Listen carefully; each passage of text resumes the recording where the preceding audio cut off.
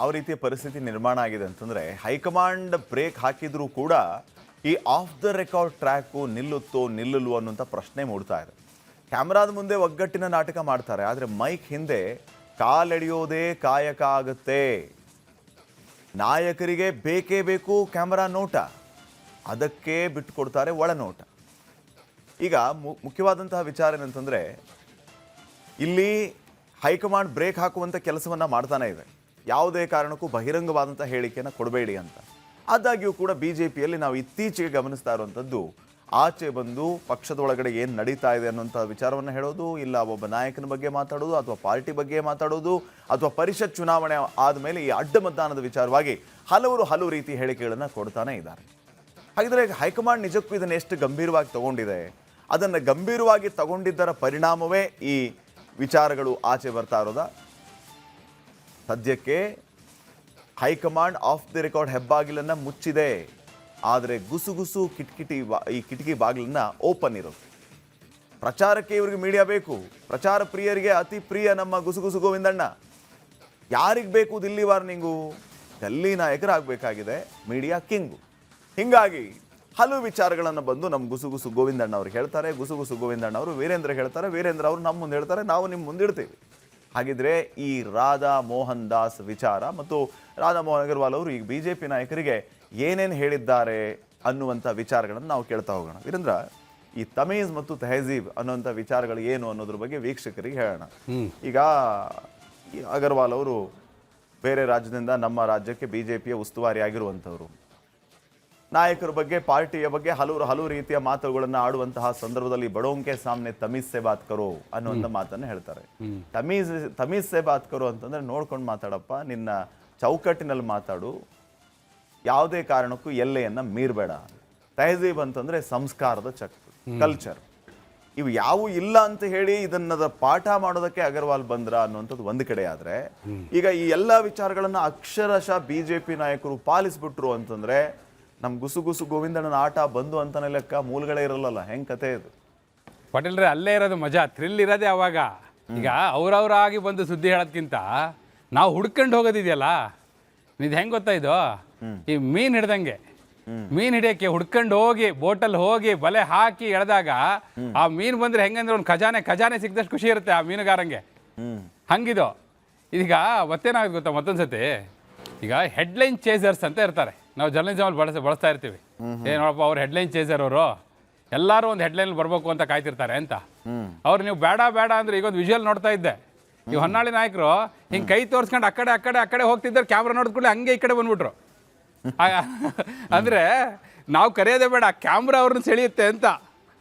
So camera ಸೆಳೆದೇ ಇದ್ರು camera ಅಕ್ಕಪಕ್ಕ ನಿಂತವರಾದ್ರೂ ಸೆಳೆದು ಬಿಡ್ತಾರೆ. ಅಲ್ಲಿ ಸುಳಿವು ಸಿಕ್ಬಿಡುತ್ತೆ. ಸುದ್ದಿ ಸಿಗದೆ ಇದ್ರು ಪರವಾಗಿಲ್ಲ, ಸುಳಿವು ಸಿಕ್ಕರೆ ಸಾಕು ಅಂತ ಹೇಳಿ. ಈ ಜರ್ನಲಿಸಮ್ನ ಮಜಾ ಇರೋದೇ, ಥ್ರಿಲ್ ಇರೋದೇ ಅಲ್ಲಿ ಪಟೇಲ್ರೆ. ಆಮೇಲೆ ಏನು ಗೊತ್ತಾ, ಅವರಾಗಿ ಸುದ್ದಿ ಕೊಡೋದಕ್ಕಿಂತ ನಾವು ಸುದ್ದಿ ಬೇಟೆ ಆಡೋದಿದೆಯಲ್ಲ, ಆ ಸುದ್ದಿಯ ಬೇಟೆ, ಅದು ಭಾರಿ ಮಜಾ. ಈಗ ಗುಸುಗುಸು ಗೋವಿಂದಣ್ಣವರಿಗೆ ಅವ್ರಿಗೆ ಮತ್ತಿನ್ನೇನಿದೆಯೋ ಇಲ್ಲ, ಈ ಜರ್ನಲಿಸಮ್ನ ಬೇಸಿಕ್ಸ್ ಇದೆಯಲ್ಲ ಅದು ತುಂಬ ಚೆನ್ನಾಗಿ ಅರ್ಥ ಮಾಡ್ಕೊಂಡ್ಬಿಟ್ಟಿದ್ದಾರೆ ಅವರು. ಸುದ್ದಿ ತೆಗೆದಂದ್ರೆ ಸುಮ್ಮನೆ ಅದು ಮೂಲಗಳು ಅವ್ರು ಎಲ್ಲೆಲ್ಲ ಮೂಲ ಇಟ್ಟಿದ್ದಾರೆ. ನಮಗೆ ಆಶ್ಚರ್ಯ ಆಗುತ್ತೆ. ನೀವು ಹೇಳ್ತಿರ್ತೀರಿ, ಓ ಇವತ್ತು ಇಲ್ಲಿದ್ರು ಆಗಲೇ ಅಲ್ಲಿಗೆ ಹೋಗ್ಬಿಟ್ಟು ಟ್ರ್ಯಾಕ್ ಹೇಳ್ತಿರ್ತೀರಿ. ಅವ್ರು ಎಲ್ಲಿಂದ ಎಲ್ಲಿಗೆಲ್ಲ ಹೋಗಿ ಹೆಂಗೆಲ್ಲ ಸುದ್ದಿ ತರ್ತಾರೆ. ಇವರಿಗೆ ಇನ್ನು ಆಫ್ ದ ರೆಕಾರ್ಡ್ ಮಾತಾಡಬೇಡಿ ಅಂತ ಹೇಳಿದಾರಂತೆ. ಈಗ ಸುದ್ದಿ ತೆಗೆದು ಇನ್ನೂ ಮಜವಾಗಿರುತ್ತೆ. ನೀವು ಬಿಡ್ತೀರಾ? ಎಲ್ಲಿ ನಿಮ್ಗೆ ಸಿಗ್ಲಿಲ್ವಾ? ಅಲ್ಲಿ ಆಫ್ ದ ರೆಕಾರ್ಡ್ ಸ್ಟಾಪ್ ಮಾಡೋದಕ್ಕೆ ಬಂದಾಯ್ತು ಅಂತ ನೀವು ನಾಳೆಯಿಂದ ನೀವು ಕೇಳ್ತೀರಿ. ಬಿಡ್ತೀರಾ ಪಾಟೀಲ್ರೆ ನೀವು? ಈ ಮೀನ್ ಹಿಡಿಯೋದು ಅಂದ ತಕ್ಷಣ ನೆನಪಾಯ್ತು ನನಗೆ, ಒಂದು ಸಭೆ ಸಮಾರಂಭದಲ್ಲಿ ಆ ಥರ ಮೀನ್ ಏನಲ್ಲ ತಾನೆ? ಅಯ್ಯೋ, ಆ ಮೀನ್ ಬೇರೆ. ಆ ಮೀನು ಹಿಡಿಯಕ್ಕೆ ಹೋದವರೆಲ್ಲ ಈಗ ಇಲ್ಲ, ಕೆಲವರೆಲ್ಲ ರಾಜಕಾರಣದಲ್ಲೇ ಇಲ್ಲ ಪಾಟೀಲ್ರೆ. ಇದು ಸುದ್ದಿಯ ಮೀನು, ಸುದ್ದಿಯ ಸದ್ದು ಮಾಡುವ ಮೀನುಗಳು. ಆ ಮೀನುಗಳು ಹೆಚ್ಚು ಸದ್ದು ಮಾಡಲ್ಲ. ಸೊ ಹಂಗಾಗಿ ಈಗ ಗೋವಿಂದಣ್ಣರಿಗೆ ಇನ್ನು ಹೆಚ್ಚಿಗೆ ಥ್ರಿಲ್ಲಿಂಗ್ ಜಾಬ್ ಇದು ಅಂತ. ನಿಜಕ್ಕೂ BJPಯಲ್ಲಿ ನಡೀತಾ ಇರೋದೇನು ಬಹಳ ಮುಖ್ಯವಾದಂತಹ ವಿಚಾರ. ನಿನ್ನೆ ನಾವು ಮಾತಾಡ್ತಾ ಇದ್ವಿ, ರಾಜ್ಯಾಧ್ಯಕ್ಷರ ಬದಲಾವಣೆ 2 ತಿಂಗಳಾದ್ಮೇಲೆ ಮತ್ತೆ ಬೇರೆ ರೀತಿಯ ಚರ್ಚೆಗಳಾಗುತ್ತೆ, ಹಂಗೆ ಹಿಂಗೆ ಅಂತ ಹೇಳಿ. ನಿಜಕ್ಕೂ ಈಗ ಹೈಕಮಾಂಡ್ ಬಂದು ಇವರ ಹೇಳಿಕೆಗಳಿಗೆ ಬ್ರೇಕ್ ಹಾಕುವಷ್ಟರ ಮಟ್ಟಿಗೆ ಬೆಳವಣಿಗೆಗಳು ಯಾವ ಕಾರಣಕ್ಕೆ BJPಯಲ್ಲಿ ಆಗ್ತಾ ಇದೆ? ಯಾರ ಮೇಲೆ ಅಸಮಾಧಾನ? ಯಾಕೆ ಈ ರೀತಿಯ ಹೇಳಿಕೆಗಳು? ಯಾಕೆ ಅದಕ್ಕೆ ಬ್ರೇಕ್ ಹಾಕುವಂತ ಕೆಲಸ? ತಮೀಜು ತೆಹಜೀಬ್ ಬಗ್ಗೆ ಚರ್ಚೆ, ಪಾಠ ಮಾಡುವಂತಹ ಅವಶ್ಯಕತೆ ಈಗ? ಪಾಟೀಲ್ರೆ, BJP ಬಗ್ಗೆ ಅವರೇ ಹೇಳ್ಕೊತಾ ಇದ್ದು. BJP ಅವ್ರು ಏನಂತ ಹೇಳ್ಕೊತಿದ್ರು ಗೊತ್ತಾ? ಈಗ ಪಾರ್ಟಿ ವಿತ್ ಎ ಡಿಫರೆನ್ಸ್ ಅಂತ, ಅಂದರೆ ನಾವು ಒಂದು ಸ್ವಲ್ಪ ಭಿನ್ನವಾದ ಪಾರ್ಟಿ ಅಂತ. ಈಗ ಹೆಂಗಾಗ್ಬಿಟ್ಟಿದೆ ಅಂದರೆ ಪಾರ್ಟಿ ವಿತ್ ಡಿಫರೆನ್ಸಸ್ ಅಂತೇಳಿ ಅದೇ ಬಿಜೆಪಿಯ ಕಚೇರಿಯ ಕಾರಿಡಾರಲ್ಲೇ ಕೇಳ್ಬರ್ತಾ ಇರೋ ಮಾತುಗಳು ಏನು ಹಿಂಗಾಗ್ಬಿಡ್ತಲ್ಲ. ಅದೇ ಕಾರಿಡಾರ್ ಒಳಗೆ ಈಗ 2ನೇ ಫ್ಲೋರಲ್ಲಿ ಸಭೆಗಳ ಮೇಲೆ ಸಭೆಗಳಾಗಿದೆಯಲ್ಲ, SR ವಿಶ್ವನಾಥ್ ಅವ್ರನ್ನ ಕರೆಯೋದು, ಸುಧಾಕರ್ ಅವ್ರನ್ನ ಕರೆಯೋದು, ಕೂರ್ಸ್ಕೊಂಡು ಮಾತಾಡೋದು, ಅವ್ರು ಹೊರಗಡೆ ಬಂದು ಬೈಟ್ ಕೊಡೋದು, ರೇಣುಕಾಚಾರ್ಯ ಅವ್ರನ್ನ ಕರೆಯೋದು, ಸದಾನಂದ ಗೌಡ್ರನ್ನ ಕರೆಯೋದು, ಕೂರ್ಸ್ಕೊಂಡು ಮಾತಾಡೋದು, ಇಲ್ಲಪ್ಪ ಹಿಂಗೆ ಮಾತಾಡಬೇಡಿ, ತಮೀಜು ತಹಜೀಬು ಇದೆಲ್ಲ ಹಳೆ ಪದಗಳು. ಈಗ ಕರ್ನಾಟಕದಲ್ಲಿ ಕನ್ನಡದಲ್ಲಿ ಹೇಳ್ತಾ ಇದ್ರು, ಸಂಸ್ಕಾರ ಸಂಸ್ಕೃತಿ ಇವೆಲ್ಲ ಅವರೇ ಜಾಸ್ತಿ ಹೇಳ್ತಾ ಇದ್ದಿದ್ದು. ಅದನ್ನೇ ಹಿಂದಿಯಲ್ಲಿ ಹೇಳಿದ್ದಾರೆ ಅಷ್ಟೇ. ಇವರು ಯಾರು, ಅಗರ್ವಾಲ್ ಅವರು, ಪಾಪ ಅವ್ರಿಗೆ ಕನ್ನಡ ಬರಲ್ವಲ್ಲ, ಉಸ್ತುವಾರಿ ಆಗಿರ್ಬೋದು, ಅದನ್ನು ಹಿಂದಿಯಲ್ಲಿ ಹೇಳಿದ್ದಾರೆ. ಸೊ ಹಾಗಾಗಿ ಈಗ ಆ ಹಂತಕ್ಕೆ ತರುವಂಥ ಪ್ರಯತ್ನವನ್ನು ಹೈಕಮಾಂಡ್ ಬಂದು ಮಾಡ್ತಾ ಇದೆ ಅಂತ ಹೇಳಿ BJP ಕಾರಿಡಾರಲ್ಲೇ ಕೇಳಿಬರ್ತಾ ಇದೆ ಈ ಮಾತುಗಳೆಲ್ಲ. ಅಂದರೆ ಅಲ್ಲಿಗೆ ಪಾರ್ಟಿ ವಿತ್ ಎ ಡಿಫ್ರೆನ್ಸ್ ಹೋಗಿ ಡಿಫ್ರೆನ್ಸಸ್ ಆಗಿದ್ದನ್ನು ಮತ್ತೆ ಅದನ್ನು ಸರಿದಾರಿಗೆ ತರುವಂಥ ಪ್ರಯತ್ನಗಳು ಈ ಮೂಲಕ ಆಗ್ತಾ ಇದೆ.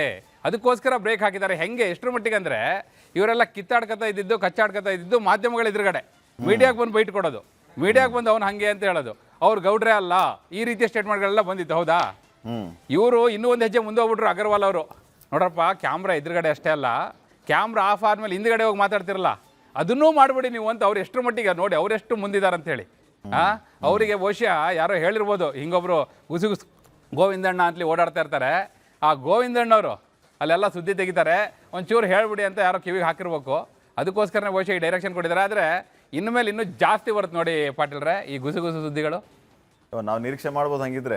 ಡೆಫಿನೆಟ್ಲಿ. ಯಾಕಂದ್ರೆ ಆಗ್ಲೇ ಬಂದಾಗಿದ್ರು ಗುಸುಗುಸು ಗೋವಿಂದಣ್ಣಂಗೆ ಇನ್ನೂ ಮೊದಲಿಗಿಂತ ಜಾಸ್ತಿ ಸುದ್ದಿ ಸಿಗುತ್ತೆ ಅಂತ ನೀವು ಹೇಳ್ತಾ ಇದ್ದೀರಾ. ಒಂದೇ ಸತಿ ಪ್ರವಾಹದ ರೂಪದಲ್ಲಿ ಬಂದ್ಬಿಡುತ್ತೆ. ಈಗ ಈ ಕಟ್ ಹಾಕಿರ್ತಾರೆ ಗೊತ್ತಾ, ಯಾವ್ದಕ್ಕೆ ಡ್ಯಾಮಿಗೆಲ್ಲ ಕಟ್ ಹಾಕಿರ್ತಾರೆ, ನೀರು ಬಂದು ಸೇರಿ ಸೇರಿ ಸೇರಿ ಹೊಂದ್ಕೊಡ್ಲಿ ತೆಗೆದ್ಬಿಟ್ಲೆ ಹೆಂಗ್ ಬರುತ್ತೆ ಸುದ್ದಿ, ಹಂಗ್ ಬರುತ್ತೆ, ಪ್ರವಾಹ ಹೋದಂಗ್ ಬರುತ್ತೆ. ಈಗ ಸುದ್ದಿ ನೋಡ್ತಾ ಇರಿ. ಒಂದು ಶಾರ್ಟ್ ಆನ್ಸರ್ ಬಯಸ್ತೀನಿ ನಿಮ್ಮಿಂದ. ಹೇಳಿ ಪಾಟೀಲ್. ಈ ಒಂದು ಚಿಕ್ಕ ಉತ್ತರ ಕೊಡಿ, ಅದನ್ನ ಮುಗಿಸ್ಕೊಂಡು ನಾನು ನೆಕ್ಸ್ಟ್ ಹೋಗ್ಲಿ. ಈಗ ಆಂತರಿಕ ಕಚ್ಚಾಟಕ್ಕೆ ಬ್ರೇಕ್ ಹಾಕುವಂತ ಕೆಲಸ, ಆಂತರಿಕ ಕಚ್ಚಾಟದ ಬಗ್ಗೆ ಆಫ್ ದಿ ರೆಕಾರ್ಡ್ ಮಾತಾಡಬೇಡಿ ಅಂತ ಹೇಳಿದಾರಲ್ಲ, ಏನದು ಆಂತರಿಕ ಕಚ್ಚಾಟ ಬಿಜೆಪಿ? ಈಗ ಓಪನ್ ಆಗಿ ಆಂತರಿಕ ಕಚ್ಚಾಟ ಅನ್ನೋದು ಓಪನ್ ಕಚ್ಚಾಟ ಆಗೋಗ್ಬಿಡ್ತದೆ, ಆಂತರಿಕವಾಗಿ ಉಳಿದಿಲ್ಲ ಪಾಟೀಲ್ರೆ. ಈಗ ಓಪನ್ ಆಗಿ ಸದಾನಂದ ಗೌಡ್ರು ಹಾಗೂ ರೇಣುಕಾಚಾರ್ಯ, ಈಗ ಸದಾನಂದ ಗೌಡ್ರು ಒಂದು ಆಡಿಯೋ ಲೀಕ್ ಆಯ್ತು, ಯಾವುದು ಕಿಕ್ಔಟ್. ಆ ಕಿಕ್ಔಟ್ಗೆ ಆ ಕಡೆಯಿಂದ ರಿಯಾಕ್ಷನ್ ಬಂತು. ಯಾಕೆ? ವಿಜೇಂದ್ರ ಅವ್ರ ವಿರುದ್ಧ ಮಾತಾಡಿದ್ರು, ಅದಕ್ಕೆ ವಿಜೇಂದ್ರ ಅವ್ರ ಪರವಾಗಿ ಇವರು ಸಮರ್ಥನೆ. ಹೌದಾ ಪಾಟೀಲ್ರೆ? ಇದಾಗಿರೋದು ಅಂತೇಳಿ. ಸೊ ಹಿಂಗೆಲ್ಲ ಆಗಿರೋದ್ರಿಂದ ಇದು ಆಂತರಿಕ ಕಚ್ಚಾಟ ಅಂತ ಅವ್ರು ಹೇಳ್ಕೊಳ್ಳೋದು. ಇವೆಲ್ಲವೂ ಕೂಡ ಬಹಿರಂಗ ಕಚ್ಚಾಟಗಳೇ ಆಗಿತ್ತು. ಅದಕ್ಕೆ ಬ್ರೇಕ್ ಹಾಕ್ತಾ ಇದ್ದಾರೆ ಅನ್ನೋದು ಬಿಜೆಪಿಯ ಕಾರಿಡಾರಲ್ಲೇ ಕೇಳಬರ್ತಾ ಇರೋ ಮಾತುಗಳು ಪಾಟೀಲ್ರೆ. ಹಾಗಿದ್ರೆ ಎರಡನೇ ಸ್ಟೋರಿಗೆ ಹೋಗೋಣ.